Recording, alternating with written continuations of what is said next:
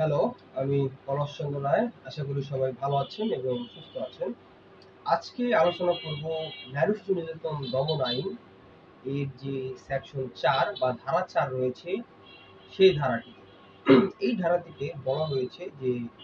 দহনকারী পদার্থ বা কোনো বিষাক্ত পদার্থ দিয়ে যদি কারো কোনো ক্ষতি করা হয় বা ইত্যাদি যাই করা হয় না কেন, এই সকল বিষয় দিয়ে যদি কারো কিছু নারী শিশুকে কিছু করা হয়, তাহলে এই ক্ষেত্রে এই ধারায় কি অপরাধ হবে এবং অপরাধের শাস্তিগুলো কি কি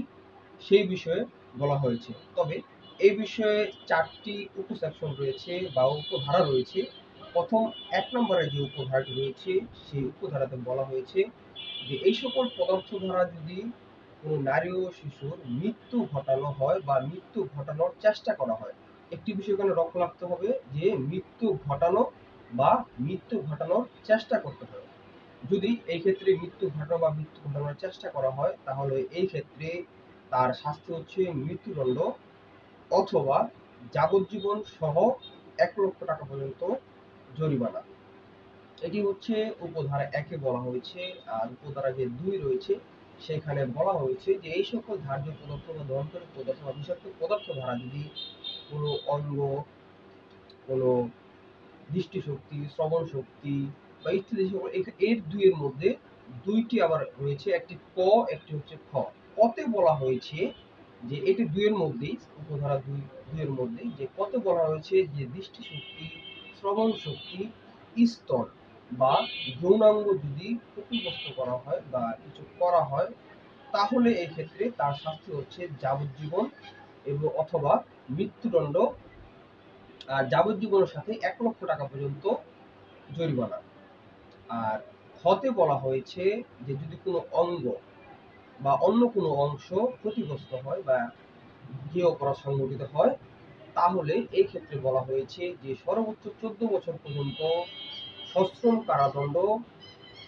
এবং সর্বনিম্ন এটি ৭ বছর পর্যন্ত হবে এবং এর সাথে ৫০,০০০ টাকা পর্যন্ত জরিমানা। তৃতীয়ত বলা হয়েছে যে এই সকল পদার্থ দ্বারা এই সকল পদার্থ যদি নিক্ষেপ করা হয় বা নিক্ষেপ করার চেষ্টা করা হয়, তাহলে এই সকল পদার্থ দ্বারা যদি ক্ষতি হোক বা না হোক, শারীরিক মানসিক যেটাই হোক না কেন, তাহলে তার সর্বোচ্চ শাস্তি হচ্ছে ৭ বছর পর্যন্ত সশ্রম কারাদণ্ড, সর্বনিম্ন ৩ বছর পর্যন্ত সশ্রম কারাদণ্ড এবং এর সাথে ৫০,০০০ টাকা পর্যন্ত অর্থদণ্ড বা জরিমানা রয়েছে। ৪ নম্বর উপসেকশনে যেটি বলা হয়েছে যে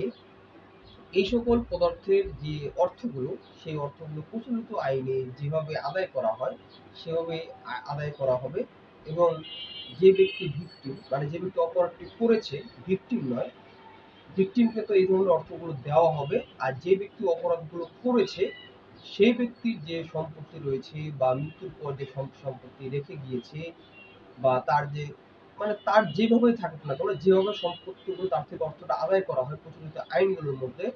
সেইভাবেই সেই অর্থটা আদায় করে যদি ভিকটিম বা যে ক্ষতিগ্রস্ত হয়েছে সে যদি মারা যায়, তাহলে তার উত্তরাধিকারকে,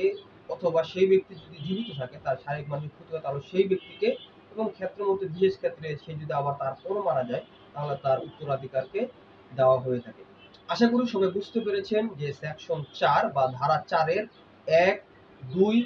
এবং ২ এর মধ্যে যে ক, খ রয়েছে এবং ৩, ৪ এই সম্পূর্ণ সেকশনটার মধ্যে আসলে কি বোঝানো হয়েছে। আমি যদি একটু সামারি করি,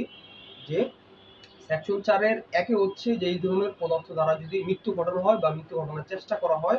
তাহলে তার শাস্তি মৃত্যুদণ্ড বা যাবজ্জীবন এবং এর সাথে ১,০০,০০০ টাকা পর্যন্ত জরিমানা। আর ২ এর মধ্যে সকল কিছু বলা হয়েছে, তবে ২ এর পথে বলা হয়েছে যে শুধুমাত্র দৃষ্টিশক্তি, শ্রবণ শক্তি, তার যৌনাঙ্গ বা তার স্তন, এই ধরনের বিশেষ কিছু অঙ্গ যদি ক্ষতিগ্রস্ত হয় তাহলে তার শাস্তি হচ্ছে মৃত্যুদণ্ড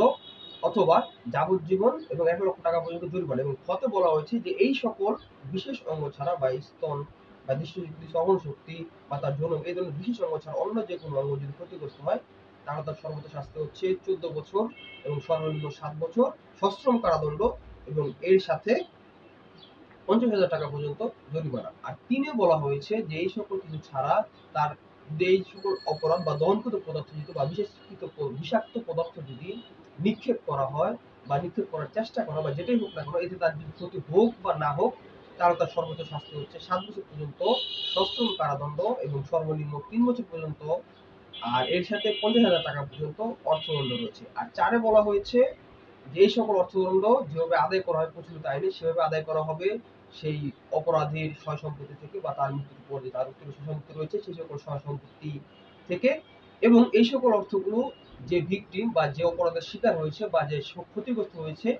তাকে দেওয়া হবে, সে যদি না থাকে তার উত্তরাধিকারকে দেওয়া হবে। আশা করি বুঝতে পেরেছেন। সকলকে ধন্যবাদ জানিয়ে শেষ করছি। সবাই ভালো থাকবেন, সুস্থ থাকবেন, নিরাপদে থাকবেন।